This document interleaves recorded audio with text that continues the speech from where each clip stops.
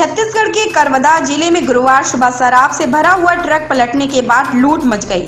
लोग ट्रक में भरी अंग्रेजी शराब की बोतलें लूटकर भागने लगे। इस दौरान पुलिस डंडा मारकर लोगों को रोकती रही, लेकिन शराब के शौकीनों ने डंडे की परवाह नहीं की। वहीं ट्रक पलटने से चालक गंभीर रूप से घायल हो गया, उसे अस्पताल में भर्ती कराया गया।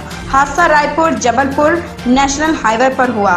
करवदा के आबकारी अधिकारी ने बताया कि ट्रक में 200 कार्टून शराब की बोतलें थी, जिसकी कीमत करीब 20 लाख रुपए है। बॉम्बे हाईकोर्ट ने अपने एक अहम फैसले में 65 साल या उससे ऊपर के कलाकारों के फिल्मों में धारावाहिकों आदि में शूटिंग करने पर लगी महाराष्ट्र सरकार की रोक हटा दी है। इसी के साथ ही छोटे पर्दे के मशहूर धारावाहिक कौन बनेगा करोड़पति के अगले सीजन की शूटिंग में अमिताभ बच्चन के शामिल होने पर से भी संशय खत्म हो गया है। हाईकोर्ट ने ये फैसला निर्माताओं की एक संस्था की अपील पर सुनाया। पाकिस्तानी सेना की नापाक हरकतें थमने का नाम नहीं ले रहे। पुंछ जिले के बालाकोट सेक्टर में पाकिस्तानी सेना ने संघर्ष विराम का उल्लंघन किया है। इस दौरान सीमा पार से छोटे और बड़े हथियारों से गोलाबारी की, जिसका भारतीय सेना ने माकूल जवाब दिया है। अभिनेता सुशांत सिंह राजपूत मामले में बिहार सरकार ने सुप्रीम कोर्ट में एक हलफनामा दायर किया, जिसमें कहा गया है कि रिया चक्रवर्ती द्वारा दायर की गई स्थानांतरण याचिका गलत है और इसे बरकरार नहीं रखा जा सकता। हलफनामे में कहा गया है, राज्य सरकार के पास इस मामले की जाँच करने का अधिकार क्षेत्र है।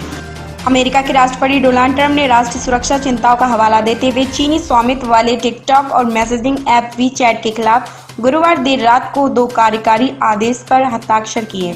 यह आदेश 45 दिनों के अंदर लागू हो जाएगा। यह किसी भी अमेरिका कंपनी या व्यक्ति को बाइटडांस, टिकटॉक की चीनी मूल कंपनी या वीचैट के साथ लेन देन करने से रोकता है।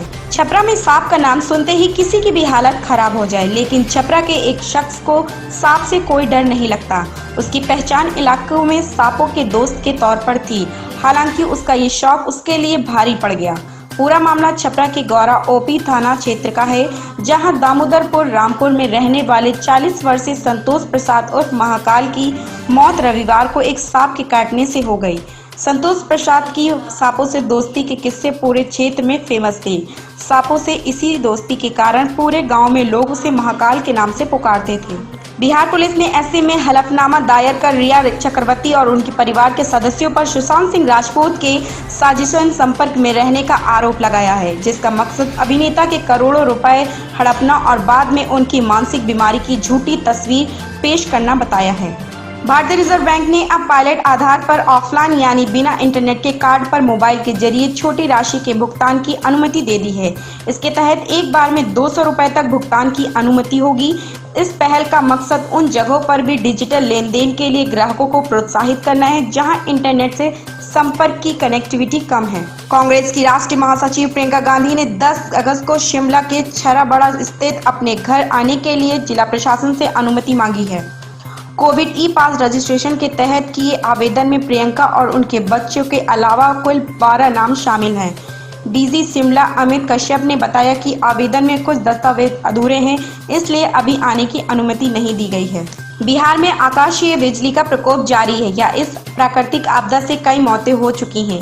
राज्य सूचना और जनसंपर्क विभाग ने बृहस्पतिवार को बताया कि राज्य के मुख्यमंत्री नीतीश कुमार ने औरंगाबाद, रोहतास और जहानाबाद जिलों में बिजली से मरने वाले 4 लोगों के परिजनों के लिए 4 लाख रुपए की अनुग्रह राशि की घोषणा की है।